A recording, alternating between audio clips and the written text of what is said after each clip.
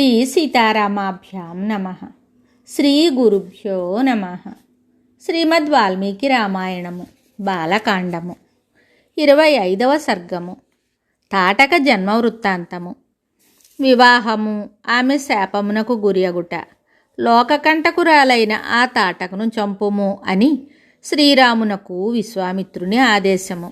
సాటిలేని ప్రభావశాలి అయిన విశ్వామిత్ర మహాముని పలికిన ఉత్తమమైన మాటలను విని పురుషశ్రేష్ఠుడైన రాముడు సముచిత రీతిలో ఇలా ప్రశ్నించాడు.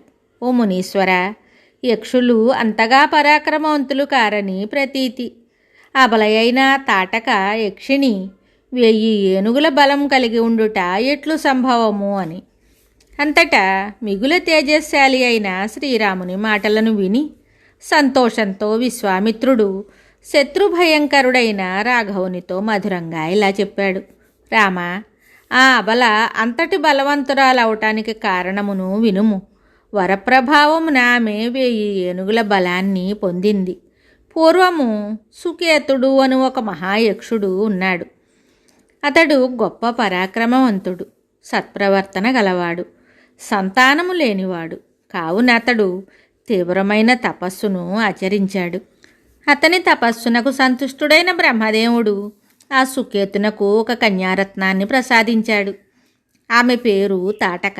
కానీ సృష్టికర్తగా ప్రసిద్ధికెక్కిన బ్రహ్మ ఆ యక్షునకు పుత్రుని మాత్రము అనుగ్రహింపలేదు. అయితే పితామహుడు ఆ కన్యారత్నమునకు మాత్రము 1000 ఏనుగుల బలాన్నిచ్చాడు. అట్లు జన్మించిన ఆ తాటక క్రమక్రమంగా పెరిగి పెద్దదై యుక్త వయస్కురాలై చక్కని రూపశోభలతో విలసిల్లింది. తండ్రి అయిన సుకేతుడు ఆమెను జంభాసురుని కుమారుడైన సుందునకిచ్చి వివాహం చేశాడు.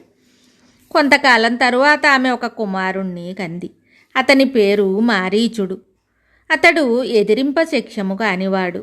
అగస్త్యుని శాపమునకు గురి అయి రాక్షసుడయ్యాడు. ఓ రామ, సుందుడు అగస్త్యుని వలన మృతి చెందాడు. అప్పుడు తాటక తన కుమారుడైన మారీచునితో కూడి అగస్త్య మహామునిని చంపటానికి పూనుకుంది. తన భర్త మృతికి కారకుడైన అగస్త్యుని ఎడ కోపించినదై ఆయనను తినివేయటానికి గర్జిస్తూ ముందుకు ఉరికింది. కుమారునితో కూడి తన మీదికి విజృంభించి వస్తున్న తాటకను చూసి మహర్షి అగస్త్య భగవానుడు మిక్కిలి క్రుద్ధుడయ్యాడు. రాక్షసత్వమును పొందుము అని ముందుగా మారీచుని శపించాడు. తరువాత, ఓ తాటక, నీకు ఈ రూపము పోయి భయంకర రూపము ప్రాప్తించును. వికారమైన రూపంతో వికృతమైన ముఖంతో నరమాంస భక్షకురాలివగుము అని అతడు తాటకను కూడా శపించెను. అట్లు అగస్త్యుని శాపానికి గురి అయిన తాటక అందుకు తట్టుకోలేక కోపంతో ఉడికిపోయింది.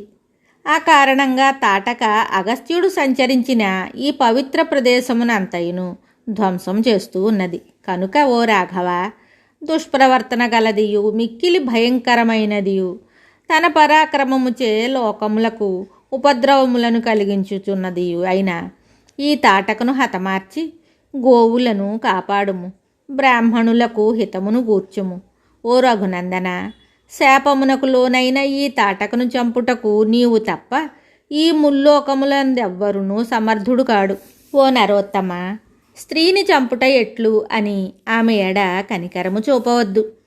4 వర్ణముల వారికిని ప్రజలందరికీ మేలు చేకూర్చుట రాజకుమారుని కర్తవ్యము. ధర్మ పరిరక్షకుడైన రాజు ప్రజల హితమునకై చేయు కార్యము అది క్రూరమైనదా, దానికి భిన్నమైనదా అని చూడకూడదు. అది పాపకృత్యమైనను దోషయుక్తమే అయినను దానిని అవశ్యము ఆచరించవలసిందే. రాజ్యభారమును మోయువారికి ఇది విద్యుక్త ధర్మము. కనుక ఓ కాకుస్త, అధర్మమునకు ఒడిగట్టిన ఈ తాటకను వధింపుము. ఆమె పనులలో ధర్మము అను మాటకు చోటే లేకున్నది కదా. ఓ రామ, పూర్వము విరోచనుని సుతయైన మంధర అనునామె భూదేవిని చంపుటకు పూనుకొనగా ఆమెను ఇంద్రుడు చంపెను అని వింటాం. అంతేకాక పూర్వము భృగుపత్నియు శుక్రాచార్యుని తల్లియు అయిన ఉశన అనునామె ఇంద్రాది దేవతలను సంహరించుటకు దృఢవ్రతమును చేపట్టగా విష్ణువు ఆమెను చంపివేశాను. ఓ రాజకుమార, ఈ విధంగా ఎంతోమంది మహానుభావులు సత్పురుషులు అధర్మములకు ఒడిగట్టిన స్త్రీలను వధించారు.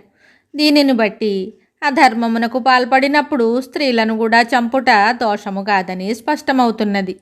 కావున ఓ రామ, కనికరము చూపక నా మాటను పాటించి దుర్మార్గురాలైన తాటకను వధింపుము.